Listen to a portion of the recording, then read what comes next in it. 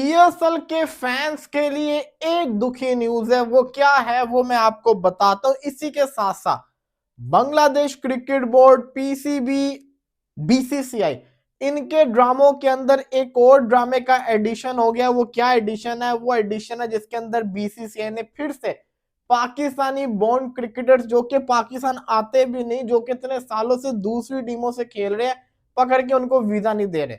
Visa तो मिल ही जाएगा, बाद में मिल जाएगा, लेकिन वो जानबूझ के जो हरकत होती है ना, वो हरकत की जा रही है, लेट प्रोसेस किया जा रहा है। मतलब कि वो भाई वो यूएसए की टीम का प्लेयर है, उसका क्या लेना देना पाकिस्तान से? वो यूएसए की टीम का पार्ट बन चुका हुआ है, पिछला वर्ल्ड कप भी उसने खेला हुआ है यूएसए से, तो उसको वीजा ना देना। मैं अली खान की बात कर रहा हूँ। इसके ऊपर भी आते हैं, तो शुरुआत करते हैं पीएसएल के ऊपर। सबसे पहले आते हैं, कराची किंग्स पीएसएल की ऑक्शन के लिए तैयार है। इस्लामाबाद यूनाइटेड पीएसएल की ऑक्शन के लिए तैयार है। कोयटा ग्लैडिएटर पीएसएल की ऑक्शन के लिए तैयार है। मुल्तान सुल्तान के पुराने ओनर अली तरीन तो कब से तैयार बैठे हुए हैं।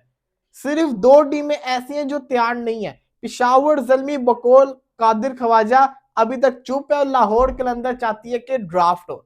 मेरा सवाल है, लाहौर कलंदर से आखिर क्यों वो ऑक्शन के ऊपर हामी नहीं भर रहे?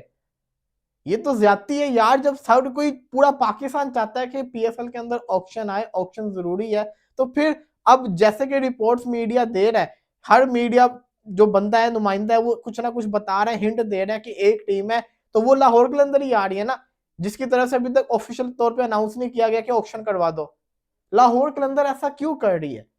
लाहौर के अंदर तो फैंस की सुनती होती है, तो फिर ऐसे क्यों नहीं कर रही? अब मैं आपको वजह बताता हूँ, ऑक्शन क्यों बेहतर है ड्राफ्टिंग से। ऑक्शन और ड्राफ्ट का डिफरेंस मैं आपको बाद में बताता हूं, लेकिन इससे पहले आपको पीएसएल की एक और अपडेट दे दूं। वो क्या है कि सियालकोट की जो टीम है, कामिल खान उसके जो को ओनर है, जिन्होंने पैसा अपना लगाया हुआ है, सेकंड ओनर आप समझ ले, काफी सारे ओनर्स इसके हैं क्योंकि काफी सारे लोगों ने पैसा लगा के इस टीम को खरीदा था। तो चक्कर कुछ यूं है कि वो कहते हैं कि ना, इस फ्राइडे को या अगले हफ्ते के स्टार्ट के अंदर हम अपनी सियालकोट की टीम का नेम और लोगो जो है ना, वो रिवील करने जा रहे हैं। सिमिलरली जर्सी को भी वो आने वाले दिनों के अंदर रिवील कर देंगे। लेकिन ये इंपॉर्टेंट नहीं है। इंपॉर्टेंट क्या है वो मैं आपको चीज बताता हूं। वो कहते हैं कि जो सबसे ज्यादा इंपॉर्टेंट है वो ये है कि हम सियालकोट के अंदर ऑस्ट्रेलियन टच लेकर आ रहे हैं, ऑस्ट्रेलियन टच क्रिकेट लेकर आ रहे हैं।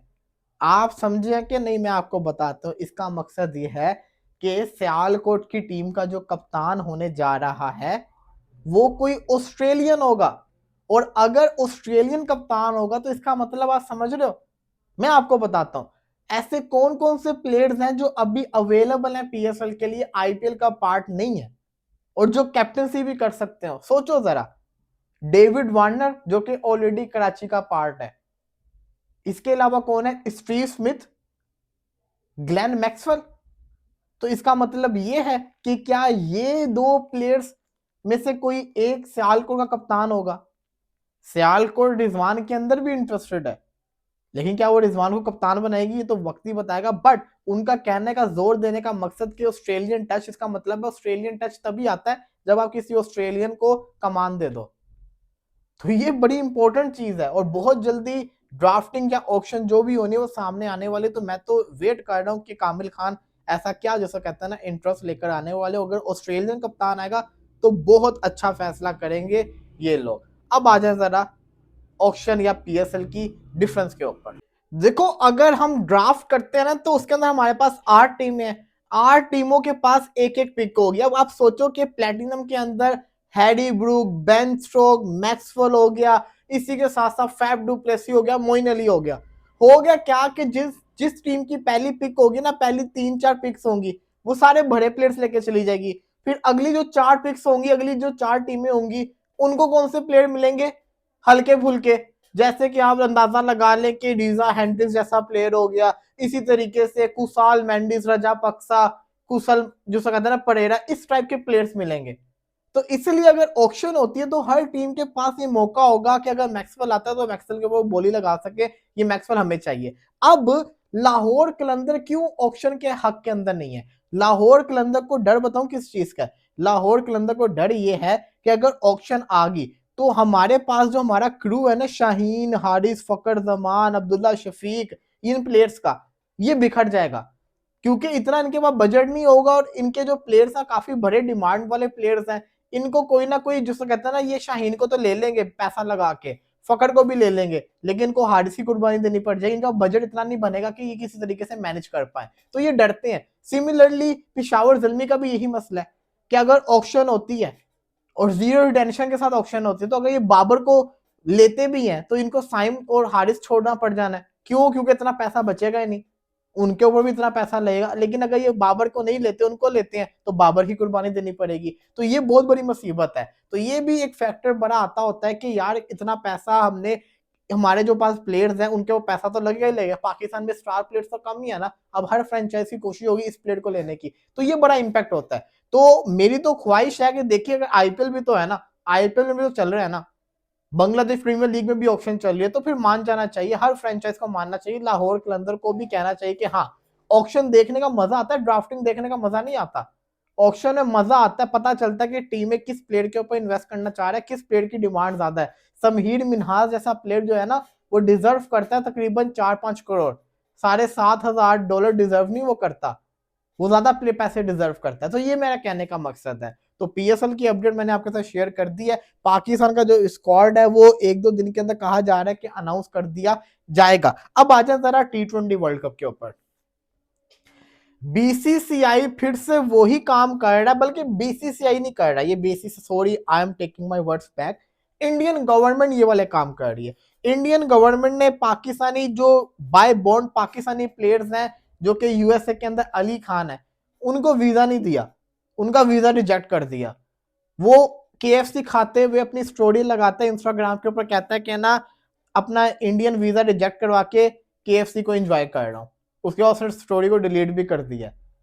इससे पता चलता है कि अब आप सोचिए कि उन्होंने रिजेक्ट उसको क्यों किया, क्योंकि पाकिस्तान बॉन्ड था, वो पाकिस्तानी जिसको कहते हैं ना, वो पहले पाकिस्तानी था, फिर जिसको कहते हैं ना यूएसए गया। लेकिन आप ये सोचिए वो कितने अरसे से यूएसए में है, पिछले वर्ल्ड कप में भी वो यूएसए की टीम से खेला है। इसी तरीके से यूएसए की टीम के अंदर एहसान आदिल जैसा प्लेयर है, समी असलम है, ये सारे यूएसए के जो पाकिस्तानी गए हुए हैं, अब तो वो उधर के हो गए हुए हैं ना। सिमिलरली अगर मैं बात करूं तो ओमान की टीम आप देखिए, उसके अंदर कितने पाकिस्तानी प्लेयर्स हैं। कनाडा की टीम के अंदर कितने पाकिस्तानी प्लेयर्स हैं। इंग्लैंड की टीम के अंदर एक रेहान अहमद लड़का है, वो भी पाकिस्तानी है। कहा जा रहा है कि इनके वीजे भी जिसको कहते हैं रिजेक्ट होंगे। वीजे बाद में मिल जाएंगे, मिल तो जाने ही है, प्रेशर क्रिएट करेगा आईसीसी, लेकिन ये जानते हुए कि ये पाकिस्तान से अब लिंक नहीं करते, ये किसी और टीम का पार्ट है, उनको और एक स्पोर्ट्समैन को वीजा ना देना। और फिर सबसे बड़ा सवाल मेरा यहाँ पे ये आता है कि पाकिस्तान के साथ मैच खेलना है, मैच खेलने से मना नहीं करना, मैच खेलना है, लेकिन जो पाकिस्तानी टीम का भी पार्ट नहीं है, जो पाकिस्तानी प्लेयर भी नहीं है, किसी और मुल्क के प्लेयर है, उनको वीजा नहीं देना, पाकिस्तानी टीम के साथ हाथ नहीं मिलाना, और फला फला फला। अब आपको मैं अंदर की एक चीज बताता हूं, बांग्लादेश जो बोर्ड है ना, उसका इतना स्ट्रॉन्ग स्टांस है कि पहले न्यूज चल रही थी आईसीसी बांग्लादेश को सुनेगी नहीं, बांग्लादेश की वैल्यू कोई नहीं है, बांग्लादेश को कुछ नहीं सुनेगा, बड़ा ये न्यूज चली, इंडियन मीडिया ने भी चलाई, हमने भी समझ लिया कि चलो बांग्लादेश की कोई वैल्यू नहीं है, ऐसा लग रहा है। लेकिन भाई बांग्लादेश ने जो स्टांस लिया था उस पर खड़े हैं, और अब आप देखो news day by day change हो रही है।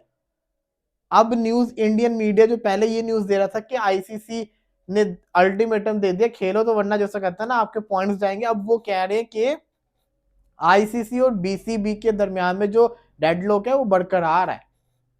और कल बांग्लादेश के एडवाइजर स्पोर्ट्स के उन्होंने एक चीज रिलीव की, उन्होंने कहा कि ना हमारे आईसीसी के साथ जो डायरेक्ट कम्युनिकेशन हुई थी ना, इंटरनल कम्युनिकेशन, उसके अंदर कुछ थ्रेड्स थे जो सामने आए हैं। पहला थ्रेड ये था कि मुस्तफिजुर रहमान को बांग्लादेशी स्क्वाड का पार्ट नहीं रखना, खतरा है वरना।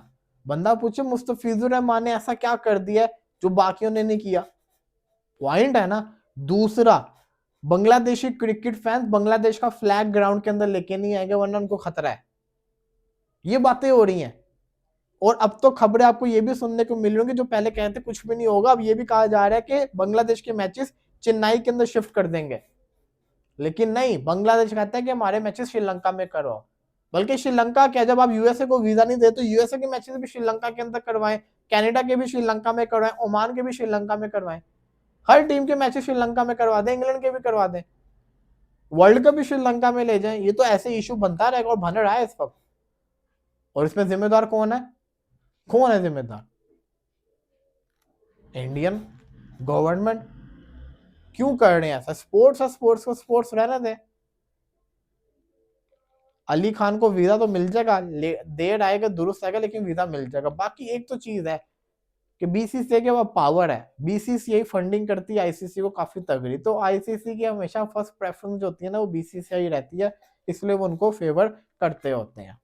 बाकी कोई लेटेस्ट न्यूज आती है तो आपके साथ शेयर करते हैं, लाइक नहीं किया तो लाइक कर दे, सब्सक्राइब भी कर दे। फिलहाल के लिए दीजिए इजाजत। बाकी मैंने आप लोगों से सवाल पूछा था कि मैं बहुत जल्दी एक न्यू बिजनेस करने जा रहा हूँ, तो मैं ऐसा कौन सा प्रोडक्ट मार्केट के अंदर लेकर आ रहा हूँ जो आप लोगों ने गेस करना था। किसी ने गेस भी किया था क्या? नहीं? जल्दी से कमेंट्स के अंदर बताओ क्या लगता है क्या लेकर आ रहा हूँ।